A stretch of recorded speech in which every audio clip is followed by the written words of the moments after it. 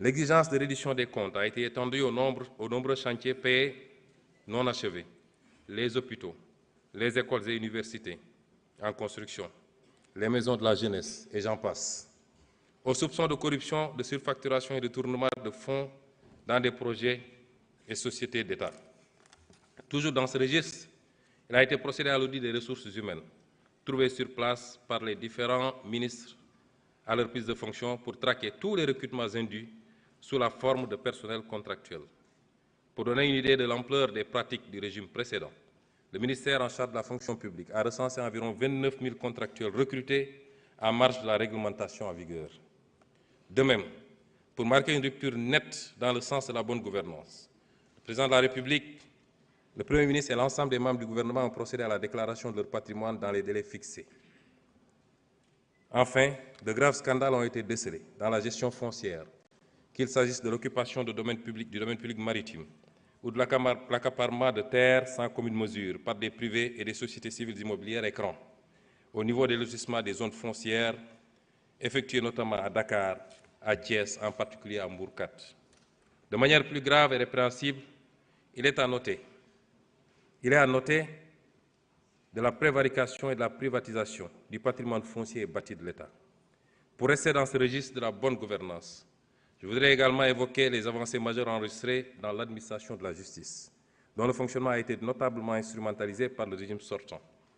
Une des réalisations majeures dans ce domaine au cours des 8 derniers mois a été l'organisation des assises de la justice avec la participation inclusive des citoyens. Les autres réalisations ou initiatives lancées ont trait à la protection des lanceurs d'alerte, la modernisation de l'administration pénitentiaire et la prise en charge judiciaire des dossiers des victimes de la période préélectorale. À cet effet, en plus de l'inscription budgétaire de crédits destinés aux victimes, il sera proposé à votre auguste Assemblée, dans les semaines à venir, un projet de loi rapportant la loi d'amnistie votée le 6 mars 2024 par la précédente législature. Pour que toute la lumière soit enfin faite et les responsabilités établies, de quelque bord qu'elles se situent. Il ne s'agit pas ici de chasse aux sorcières, encore moins de vengeance, car aucun sentiment de revanche ne nous anime. Loin de là, il s'agit simplement de justice, pilier sans lequel aucune paix sociale ne peut être garantie.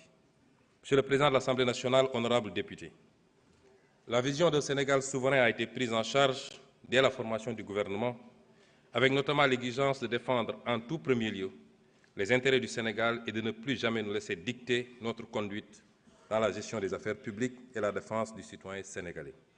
Il en est pour preuve les positions ouvertement affichées par M. le Président de la République dans les instances internationales, que ce soit à la tribune des Nations Unies, au Forum mondial pour la souveraineté et l'innovation vaccinale, au sommet des Jeux olympiques du développement durable, aux réunions de l'Organisation de la coopération islamique. Nous militons pour un rééquilibrage de la gouvernance mondiale et le respect des valeurs universelles de paix et de droits de l'homme, en particulier la fin du génocide à Gaza et la reconnaissance des droits inaliénables du peuple palestinien.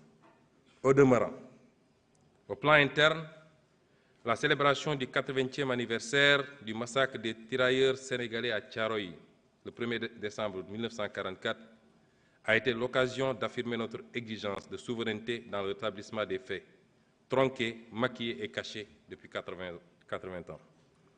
Le non-renouvellement à l'expiration de son délai, le 17 novembre 2024, des accords de pêche qui lient le Sénégal et l'Union européenne marque également notre volonté unilatérale de défendre les intérêts de notre pêche artisanale, de notre armement national et de notre industrie locale de pêche.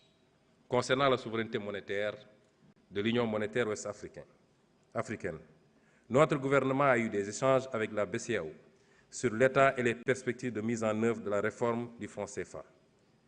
S'agissant de la souveraineté en matière de défense, le président de la République a annoncé la fermeture prochaine des bases militaires étrangères au Sénégal.